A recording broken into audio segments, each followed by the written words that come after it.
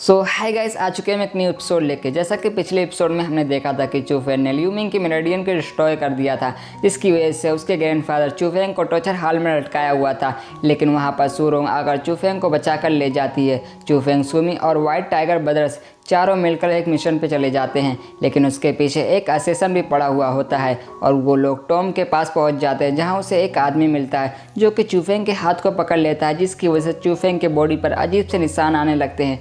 अब आगे इस एपिसोड के शुरुआत में सुमी चूफेंग को आवाज़ लगाती है, जिसकी वजह से चूफेंग होश में आ जाता है। ये देखकर वो आदमी डर जाता है। वो चूफेंग से कहने लगता है कि मेरे नज़दीक मत आना, मुझे यहाँ से जाने दो। तुमने जो भी मुझसे कहा था मैंने वो सब कुछ कर दिया है, मैं मरना नहीं चाहता हूँ, मुझे छोड़ दो। जिसके बाद वो वहाँ से टेलीपोर्ट होकर वहाँ से भाग जाता है, जो देखकर सुमी शौक होते हुए चूफेंग से सवाल करते हुए पूछती है, क्या तुम उस आदमी को जानते थे? जिस पर चूफेंग जवाब देते हुए कहता है कि नहीं, मैं उसे नहीं जानता था कि ये कौन है, लेकिन हमें उस पर ध्यान नहीं देना चाहिए, हमें पहले मिशन को कंप्लीट करने पर ध्यान देना चाहिए। इसलिए हम देखते हैं कि वो लोग सभी टॉम के अंदर चले जाते हैं, जबकि बाहर मौजूद वो असेसन अभी भी चूफेंग की पावर को देखकर कहता है कि पता नहीं ये पर्सन कौन है, इसके अंदर से मुझे क्यों अजीब सी फीलिंग आ रही है। और ये कहते हुए वो भी इन लोगों के पीछे उस टॉम के अंदर चला जाता है। इसके बाद सीन शिफ्ट होकर चूफेंग पर आ जाता है, जो कि अपने दोस्तों के साथ उस टॉम के अंदर आगे की तरफ बढ़ता ही जा रहा होता है, क्योंकि चूफेंग के अंदर से जो लड़की की आवाज़ आ रही होती है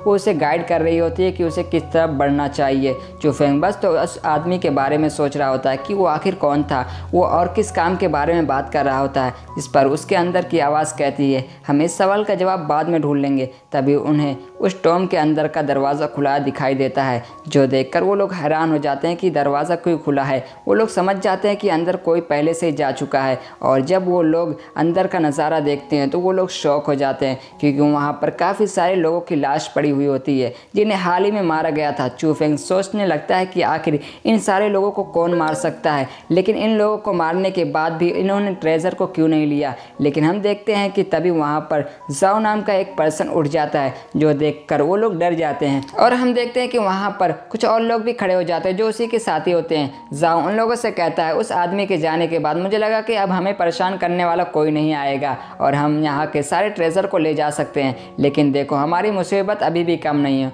और तुम लोग यहाँ पर आ चुके हो, अब तो हमें तुम्हें भी ख़त्म करना पड़ेगा। असल में ये सारे लोग भी किंगलोंग सेट से बिलोंग करते हैं और ये लोग किंगलोंग सेट के कोर डिसाइबल थे। उन लोगों में से एक पर्सन इन चारों में से सुमी को पहचान लेता है। जाओ कहता है कि ये लड़की तो एल्डर सूरोंग की बहन है, जो कि एल्डर सूरोंग सुजान सिटी से बिलोंग करती थी। इसलिए इन लोगों को सुमी पर काफ़ी ज़्यादा गुस्सा आ रहा होता है, क्योंकि ये सारे डिसाइबल असल में जुआनू सिटी से बिलोंग करते थे, जबकि इन दोनों सिटी के दरमियान काफ़ी गहरी दुश्मनी थी। इसलिए इन लोगों ने फैसला किया था कि ये यहाँ पर आज सुमी को जान से मार देंगे। यहीं इससे पहले जाओ अपने साथियों से कह पाता कि आगे बढ़ो और सुमी को ख़त्म कर दो।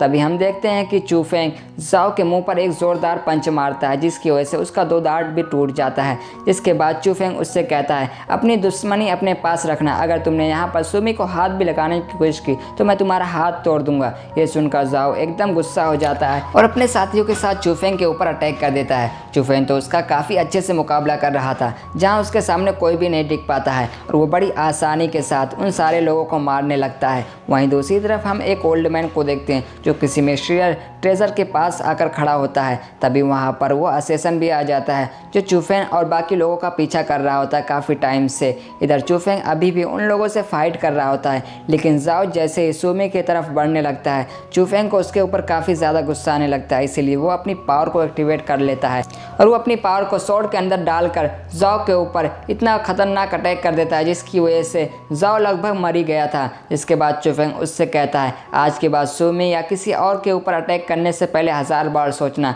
वरना अगली बार मैं तुम्हें जान से मार दूंगा। जाओ के सभी साथी तो चूफेंग की पावर्स को देखकर एकदम डर चुके थे। तब जाओ के साथी जल्दी से उसे उठाकर वहाँ से ले जाने लगती है, क्योंकि वो काफ़ी ज़्यादा इंजर्ड हो चुका था। तब उन सभी के जाने के बाद चूफेंग अपने बैग को बाहर निकालकर वहाँ के सभी ट्रेजर को स्टोर कर लेता है। उन सभी ट्रेजर को लेने के बाद वो सभी उस रूम से बाहर निकलने लगते हैं, लेकिन जैसे ही सुमी और दोनों वाइट टाइगर ब्रदर्स दोनों बाहर आते हैं, वैसे ही चूफेंग उस रूम का दरवाज़ा बंद कर देता है। सुमी यहाँ पर चूफेंग को आवाज़ लगाते हुए कहती है कि चूफेंग तुम क्या कर रहे हो, क्या तुम पागल हो चुके हो? दूसरी तरफ चूफेंग जवाब जवाब देते हुए कहता है तुम लोग यहाँ से निकल जाओ और एक सेफ प्लेस पर चले जाओ, थोड़ी देर में मैं वापस आ जाऊँगा। असल में चूफेंग जानता था कि जाओ यहाँ पर अकेला तो अपने दोस्तों के साथ नहीं आया होगा। उन लोगों का एक बड़ा प्लान था जो उन लोगों को पूरा करना था। मुझे पूरा यकीन है कि उन लोगों का कोई ना कोई साथी यहाँ से आगे की तरफ गया होगा। मैं जानना चाहता हूँ कि इस टॉम के अंदर क्या है। और वो आगे की तरफ बढ़ना शुरू कर देता है। तभी वो लड़की चूफेंग से कहती है कि क्या तुम पागल हो चुके हो? मुझे यकीन है कि वो जो भी अंदर गया है वो काफ़ी ज़्यादा स्ट्रॉन्ग होगा। क्या तुम्हें नहीं लगता है कि इन सारे लोगों को किसने मारा होगा? क्या पता उसी ने मारा होगा। तुम अगर बिना सोचे समझे आगे की तरफ जाओगे तुम भी खतरे में पड़ जाओगे। चूफेंग जवाब देते हुए कहता है कि वो चाहे जो भी हो, अगर उसने इतने सारे ट्रेजर को पीछे छोड़ा है तो यकीनन वो कीमती ट्रेजर के लिए आगे गया होगा। मैं भी जानना चाहता हूँ कि वो ट्रेजर क्या है। इसके बाद सीन शिफ्ट होकर उस ओल्ड मैन और उस असेसन की तरफ आ जाता है जो कि दोनों आपस में फाइट कर रहे होते हैं। दोनों उसी ट्रेजर के लिए फाइट कर रहे होते हैं जो कि वहाँ पर रखा हुआ होता है। तब चूफेंग की नज़र जैसे उस ट्रेजर पर पड़ती है उसकी आंखें खुली की खुली रह जाती है। उसके अंदर जो लड़की होती है वो बताती है कि इस ट्रेजर के अंदर एयर फ्लोटिंग टेक्निक है। चूफेंग को उसके बारे में कुछ भी नहीं पता था तो वो लड़की बताती है तुम्हें पता होगा कि यहाँ पर ज़ियानुल इल्म के पर्सन ही हवा में उड़ सकते हैं, लेकिन अगर तुम इस टेक्निक को मास्टर कर लो तो तुम एयर को पूरी तरीके से कंट्रोल कर सकते हो और तुम हवा में भी उड़ सकते हो। और वो दोनों असल में इसी टेक्निक के लिए फाइट कर रहे हैं। ये दोनों अभी लड़ रहे हैं, इसीलिए तुम इसका फ़ायदा उठाकर तुम उस ट्रेजर को ले सकते हो। वह असेसन उस ओल्ड मैन की पावर को देखकर कहता है तुम्हारी पावर देखकर तो लगता है कि तुम ज़ियानुल इल्म के मास्टर हो, इसीलिए तुम्हारी पावर्स इतनी ज़्यादा है। ये सुनकर तो चूफेंग भी हैरान हो जाता है कि आखिर ये तो ज़ियानुल इल्म का मास्टर है, हो ना हो जाओ इसी के बारे में बात कर रहा होगा और इसी ने उन सारे लोगों को मारा होगा जो बाहर पड़े हुए थे। तब चूफेंग इन दोनों के फाइट का फ़ायदा उठाते हुए फ़ौरन से जाकर उस एयर फ्लोटिंग टेक्निक के पास पहुंच जाता है और उन दोनों से कहता है आप दोनों मुझे माफ़ कर देना अगर मैं आप दोनों को डिस्टर्ब कर रहा हूँ। तो जब तक आप दोनों फाइट कर रहे हैं तब तक मैं ये छोटा सा गिफ्ट लेकर जा रहा हूँ। इसके बाद वो उस एयर फ्लोटिंग टेक्निक को लेने जाता है। ये देखकर तो ओल्ड मैन गुस्सा हो जाता है और उसे अपनी पावर से रोक देता है और सोचने लगता है कि आखिर कौन है जो हमारी मेहनत पर पानी फेरने वाला है। लेकिन तब वो असेसन बताता है कि मुझे इस लड़के की कोई टेंशन नहीं है क्योंकि इसका कल्टीवेशन लेवल इतना ज़्यादा नहीं है कि वो इस टेक्निक को संभाल सके। जिसका कल्टीवेशन लेवल कम होता है वो इस टेक्निक को कभी भी नहीं सीख सकता, वो इस टेक्निक को कभी भी मास्टर नहीं कर सकता। वो टेक्निक खुद ही से अपना मास्टर चुनने से मना कर देती है और जब ये टेक्निक उसे खुद ही मास्टर चुनने से मना कर दी तो वो आखिर इस टेक्निक को कैसे सीख पाएगा, इसीलिए इसे लेने दो। तब चूफेंग उस टेक्निक को लेकर कल्टीवेशन के लिए बैठ जाता है वहीं पे। लेकिन तभी उस टेक्निक के टुकड़े टुकड़े होकर चूफेंग के माइंड में चले जाते हैं और जैसे ही वो टेक्निक उसके अंदर जाती है उसकी बॉडी हवा में उड़ना शुरू हो जाती है और वो वापस से नीचे आकर गिरता है। ये देखकर ओल्ड मैन पूछता है ये क्या हुआ? तो वो असेसन बताता है कि मुझे ऐसा लग रहा है कि चूफेंग यहाँ पे मारा गया क्योंकि उसका लेवल काफ़ी ज़्यादा कम था जिसकी वजह से उसकी बॉडी उस टेक्निक को संभाल नहीं पाई, इसीलिए वो यहाँ पर मर चुका है और अब थोड़ी देर बाद उसके अंदर से वो टेक्निक भी बाहर आ जाएगी। लेकिन ये उसकी गलतफहमी थी। चूफेंग की बॉडी दोबारा हवा में उड़ने लगती है और वहाँ की उसकी पावर भी एक्टिवेट हो जाती है और उसके अंदर थंडर जैसी पावर हो जाती है जो 9 कलर थंडर थी जो कि चूफेंग को एयर फ्लोटिंग टेक्निक को मास्टर करने में हेल्प कर रही होती है। तभी हम चूफेंग के अंदर के ड्रैगन को देखते हैं जिसके बाद चूफेंग वहां से सीधा अपने स्पिरिचुअल स्पेस में पहुंच जाता है जहां हर तरफ धुंध फैली हुई थी और वो अपने सामने एक दरवाजे को देखता है। उसे लगता है कि वो मर चुका है और वो हेवन में पहुंच चुका है। लेकिन तभी उस लड़की की आवाज़ आती है जिसे आज से हम गॉडेस बुलाएंगे। गॉडेस उसे आवाज़ लगाते हुए कहती है कि मैं भी यहीं पे हूँ, तुम अभी मरे नहीं हो। चूफेंग पूछता है तुम कहाँ पे हो? गॉडेस बोलती है मैं तुम्हारे पीछे हूँ। जैसे ही चूफेंग पीछे मुड़ता है उसे एक अंडा दिखाई देता है और वो डर के मारे नीचे गिर जाता है। असल में वो अंडा कोई और नहीं बल्कि गॉडेस थी। चूफेंग उससे कहता है अरे तुम तो एक अंडे हो, मैं तो तुम्हें कुछ और समझ लिया था। ये सुनकर गॉडेस चूफेंग पर गुस्सा करते हुए कहती है आखिर तुम्हारी हिम्मत कैसे हुई मुझे अंडा कहने की, अब तुम्हारी ये सज़ा होगी। जिसके बाद चूफेंग वापस से होश में आ जाता है। तब वो ओल्ड मैन उससे पूछता है आखिर वो एयर फ्लोटिंग टेक्निक कहाँ पर है, उसे मुझे दे दो, वो मेरी है, मैंने उसे हासिल करने के लिए काफ़ी ज़्यादा मेहनत की है। तब चूफेंग उससे कहता है वो तो मेरे दिमाग में घुस चुकी है, क्या तुम्हें दिमाग खोल के रिटर्न दूँ? ऐसा तो कभी नहीं हो सकता है।